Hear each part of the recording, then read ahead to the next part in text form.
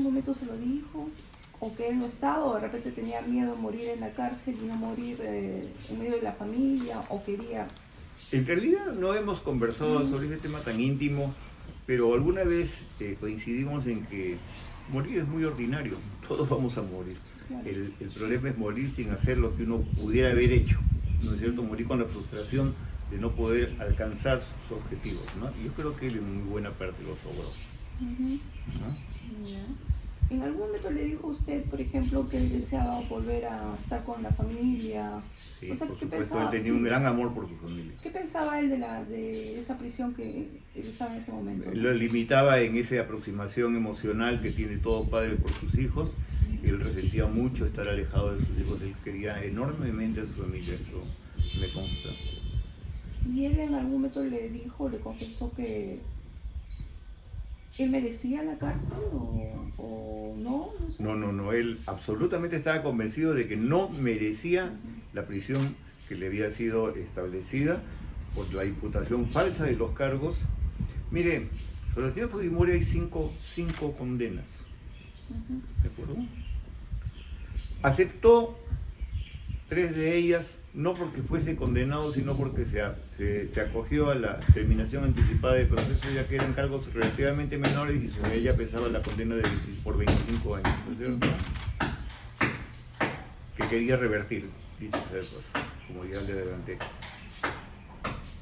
Pero él no se consideraba, ¿no es cierto?, requerido para estar en la posición en que lo había puesto el Estado. Él pensaba que era una injusticia grave la que se estaba cometiendo con él. Y yo comparto esa postura suya. Siempre lo acompañé en esa posición. Y le dije, presidente, hay que fundamentar su recusación de la condena del año 2009. Hay que fundamentarlo y hay que ser enérgico y agresivo en esta fundamentación. Él estaba muy de acuerdo, por supuesto. En algún momento lo iba a hacer. ¿Y por qué se fue a Japón? Bueno, él fue a Japón después de estar en Brunei y tomó una decisión que yo considero desafortunada. Lo más desafortunada ha sido la decisión de venir de Chile.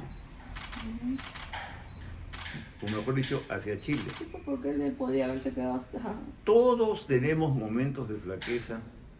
Él es un ser humano, como cualquiera. Ha tenido también momentos de flaqueza. Y tomó flaqueza, no flaqueza de cobardía, sino inadvertencia en las decisiones que se toman. ¿No es cierto? Una falta de medición de las consecuencias de lo que se decide. Y tomó decisiones infelices, ¿no?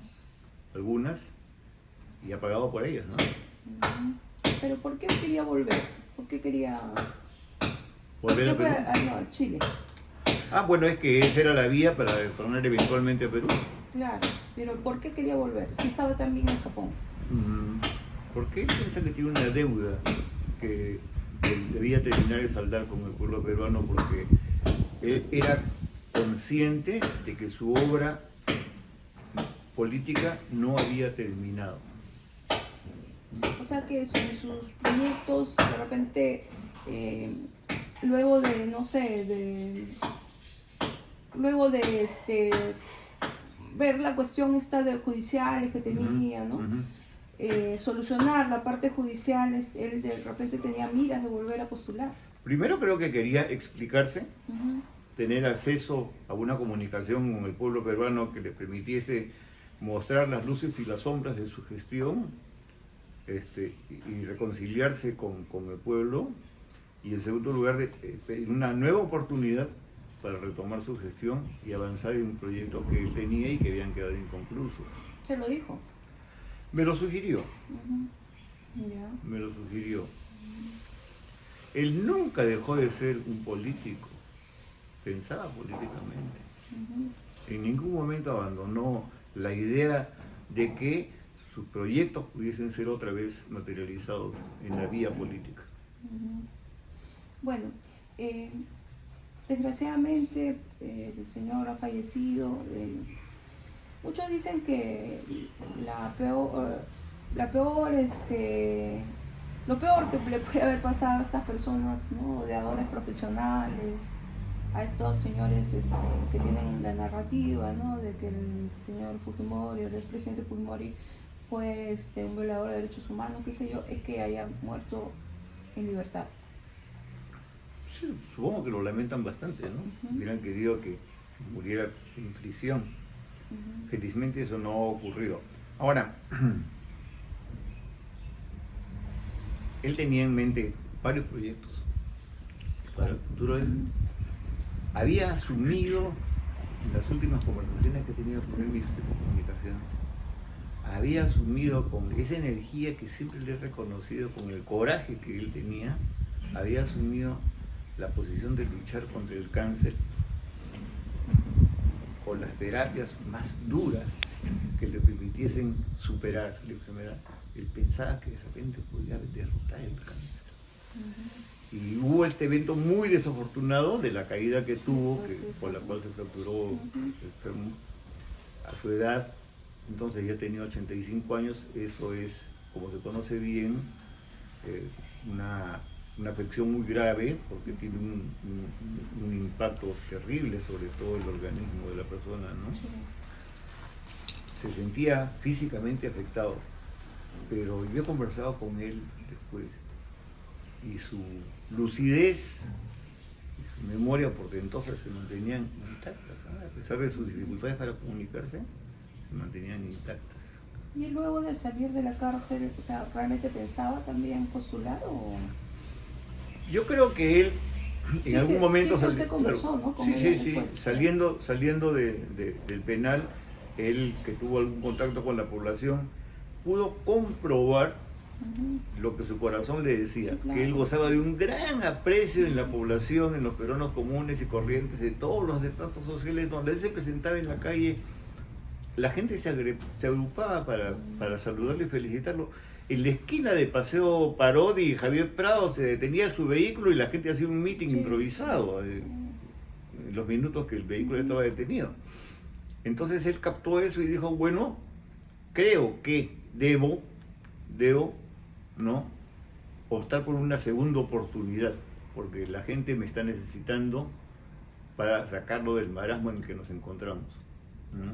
Creo que lo pensó así. No le alcanzó ya el tiempo. La salud. Creo que él no terminó de darse cuenta que la salud lo iba a traicionar. No traicionar, ¿no? Todos envejecemos y todos vamos a morir, y a él le tocó su tiempo. Ahora, ya ha fallecido y ya justamente lo entierran el expresidente, y queda esa duda, ¿no?, entre los políticos o los politólogos de cuál va a ser el futuro de Fuerza Popular, ¿no? Se señala que, bueno, la heredera, como usted dice, va a ser su hija, ¿no?, Keiko, pero ¿qué piensa usted? La señora Keiko Fujimori ha hecho un esfuerzo sostenido durante 20 años por formar un partido político y lo ha conseguido. Es indudable que Fuerza Popular es un partido político de alta significación en el Perú, ¿no?, uno de los partidos con mayor cohesión y densidad que se puede encontrar en este panorama. Pero una cosa es Fuerza Popular y otra cosa es el fujimorismo, y me quiero explicar para evitar equívocos. El fujimorismo es un temperamento social, es un sentimiento, y por lo tanto es una corriente de opinión que se puede expresar políticamente y se puede expresar electoralmente, pero no es exactamente lo mismo. Así como el allismo no es el aprismo y ahí a la torre no es el partido aprista, ¿no es cierto? Son cosas diferentes. Entonces, una cosa es el fujimorismo como sentimiento popular y otra cosa es Fuerza Popular como organización política, que recoge este sentimiento popular y lo hace suyo para fines de un uso político, lo cual es muy legítimo, desde luego. Ahora, en el momento actual, Fuerza Popular enfrenta un desafío, un gran desafío, creo yo. Esta es mi opinión. Y consiste en que puede seguir navegando como una barca en la corriente de pensamiento que es el fujimorismo, ¿no es cierto? Y entonces seguir conformándose como un movimiento caudillista, siguiendo el liderazgo del presidente Fujimori, navegando con el viento de su legado, o puede optar por institucionalizarse como una fuerza política que considera, por supuesto, el legado de Fujimori, pero desarrolla su propia visión de país. ¿Por qué? En mi opinión, Fuerza Popular tiene la posición que le podemos registrar porque está beneficiada por el legado de Fujimori, pero el legado no es solamente un recordar el pasado, sino que también debe tener una visión de futuro. Entonces, la visión de futuro, ¿cuál es la idea de país que Fuerza Popular tiene? Es algo que tiene que estar todavía en vías de comunicación, me parece, porque no lo conozco bien, ¿no? Cuando Fuerza Popular pueda comunicar su visión de país, entonces pensaré que se ha institucionalizado como una fuerza política más allá del sentimiento fujimorista. ¿Y el fujimorismo cómo queda? El fujimorismo queda como quedará el aprista, como quedará el aprismo, vivo por 100 años. En algún momento, de repente, no sé si deben haber conversado, no lo sé, ¿él estaba de acuerdo con que su hija forme un partido político o no? Porque yo, de acuerdo a lo que usted me conversa, para él no era necesario, ¿no? O sea, y lo debe haber, se debe haber dado cuenta, o se ha dado cuenta cuando salió del penal, ¿no? Porque solamente el hecho de él, por ejemplo, si él se hubiera postulado como candidato simplemente sin Fuerza Popular, no podía, la ley no lo permite. Yo lo sé, no lo permite, pero o con cualquier otro partido, ¿no? O con cualquier otro partido que no sea de Fuerza Popular, hubiera obtenido la votación. Bueno, acá hay dos aspectos a considerar. Primero, la primacía de la realidad. Fuerza Popular es una realidad. Sí, claro. Es una realidad fujimorista, además. Y lo otro es los límites de las oportunidades, ¿no es cierto? Entonces, cuando el presidente Fujimori suscribe el acta que se incorpora como miembro del Partido Fuerza Popular, dice: me inserto en esta organización política, institucionalizo mi membresía. Pero eso no quería decir que abandone su liderazgo o su legado, ¿no es cierto? Claro, ¿No? sí. Entonces, era una decisión estratégica la suya, ¿no? Una decisión estratégica. Reitero, el presidente Fujimori no tenía un particular afecto por los partidos políticos, pero los partidos políticos son una realidad y las democracias consolidadas viven en el marco de una partidocracia. Tal vez él con un poco de tiempo más lo hubiese entendido con mayor fuerza. Claro. ¿No? Ajá. Usted creo que ha ido al velorio, ¿no? Sí, claro, ayer estuve. ¿Cómo ha sentido usted el hecho de que haya tanta gente, ¿no? Yo realmente me esperaba que hubiese una gran cantidad de gente. Yo recuerdo algunas exequias que ha habido de políticos en este país, como la del general Velasco, o la de La Torre, ¿no? O la del propio Alan García, que también fue grande. Y yo estaba seguro de que iba a haber un sentimiento así por Fujimori, porque he llegado a entender que el pueblo lo quiere, lo recuerda. Me pareció virtuoso que haya peruanos de toda condición haciendo una larga cola, que podía demorar hasta 4 horas, para ingresar a presentarle sus saludos. Y yo hubiera querido hacer esa cola de 4 horas. Es más, le dije a mi hija, que me acompañó, le dije: hijita, quiero hacer mi cola. Y me iba a llevar mi banquito, porque yo tengo dificultades para movilizarme. ¿No? Pero en eso recibí una llamada que me dijeron: no, por favor, dada tu condición, queremos que ingreses. Y bueno, con esa facilidad me presenté a honrarlo, ¿no? Al presidente. Presenté mis respetos a las señoras Keiko y Sachi. Sí, ha habido gente también, por ejemplo, creo Sillonis, también creo... el señor Sillonis me pareció maravilloso que, como un ciudadano cualquiera, claro, él estuviese haciendo desde las 6 de la mañana su cola para ingresar a presentar sus honras, ¿no? Eso dice muchísimo bien de él, ¿no?